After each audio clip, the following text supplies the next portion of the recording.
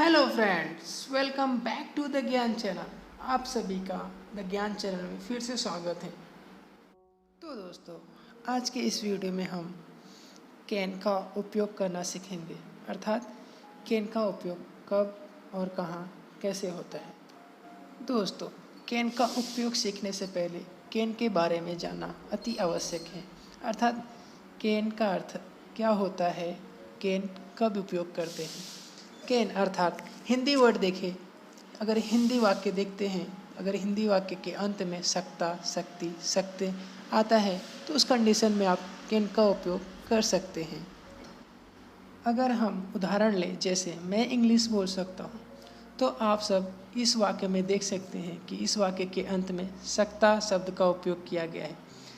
तो दोस्तों, आप समझ सकते हैं कि जिस हिंदी सेंटेंस में वाक्य के अंत में सकता शब्द आता है, उस कंडीशन में हम कैन का उपयोग कर सकते हैं। एक और एग्जाम्पल लेते हैं, मैं यह काम कर सकता हूँ। तो दोस्तों, आप देख सकते हैं कि इस सेंटेंस अर्थात वाक्य के अंत में भी सकता शब्द का उपयोग किया गया है। तो दोस्तों, अब हम जानेंगे कैन का उपयोग कैसे होता है, अर्थात कब करते हैं। अगर देखें तो हम कैन का उपयोग खास 3 जगह पे अधिक कर सकते हैं। क्षमता बताने के लिए, दूसरा है संभावना बताने के लिए, तीसरा आदेश देना हो या लेना हो, तब हम उस समय में कैन का उपयोग कर सकते हैं। अगर क्षमता बताने के लिए हम एग्जाम्पल देखें तो मैं इंग्लिश बोल सकता हूँ, ये मेरी क्षमता है कि मैं इंग्लिश बोल सकता हूँ। अब संभावना बताने के लिए, अर्थात वह घर पे हो सकता है, हमको ये पता नहीं है वो घर पे है या नहीं, लेकिन वो घर पे हो सकता है, यह हम पूरे संभावना के साथ कह सकते हैं। अब तीसरा आता है आदेश देना हो या लेना हो। एग्जाम्पल देखें, आप यहाँ से जा सकते हो, you can go from here, अर्थात हम एक तरह से उसको परमिशन दे रहे हैं, यहाँ से जाने के लिए हम उसको एक तरह से परमिशन दे रहे हैं, वन टाइप ऑफ ऑर्डर, मतलब हम उसे एक परमिशन दे रहे हैं कि आप यहाँ से जा सकते हो। और आदेश लेना हो, क्या मैं यहाँ पे बैठ सकता हूँ, हम सामने वाले से परमिशन ले रहे हैं क्योंकि वो मेरी जगह नहीं है, तो हम वहाँ पे बैठने के लिए सामने वाले से परमिशन ले रहे हैं कि मैं यहाँ पे बैठ सकता हूँ। अगर वो कहता तो हम वहाँ पे बैठ सकते हैं। यह हुआ हमारा आदेश लेना।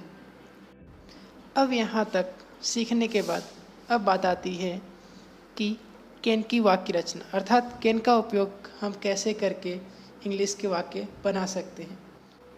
अगर हम कैन की वाक्य रचना देखें तो सबसे पहले आता है सब्जेक्ट, अर्थात कर्ता, फिर हेल्पिंग वर्ब के रूप में कैन का उपयोग करेंगे, प्लस वर्ब अर्थात क्रिया, जो हम कार्य करते हैं उसे क्रिया कहते हैं, प्लस ऑब्जेक्ट अर्थात कर्म या वस्तु, प्लस अदर वर्ड या अन्य वाक्य। अब हम एग्जाम्पल लें, जैसे मैं यह कार चला सकता हूँ।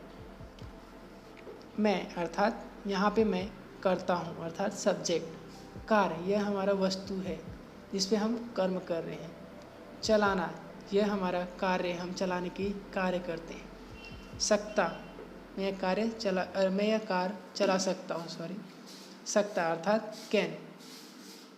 तो दोस्तों, आप समझ गए होंगे कि सब्जेक्ट, वर्ब, ऑब्जेक्ट और वर्ब क्या होता है, अर्थात मैं यह कार चला सकता हूँ। तो आप इजीली अब इस सेंटेंस को बना सकते। मैं अर्थात आई।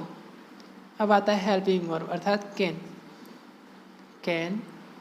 वर्ब, क्रिया क्या कर रहे हो आप लोग, चलाने की, अर्थात ड्राइव।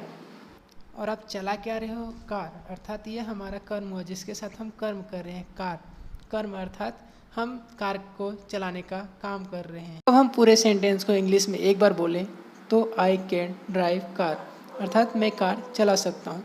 तो दोस्तों, अब हम आपके लिए कुछ ऐसे एग्जाम्पल लाए हैं जिसका उपयोग करके आप इसे और अच्छी तरह से समझ सकते हैं।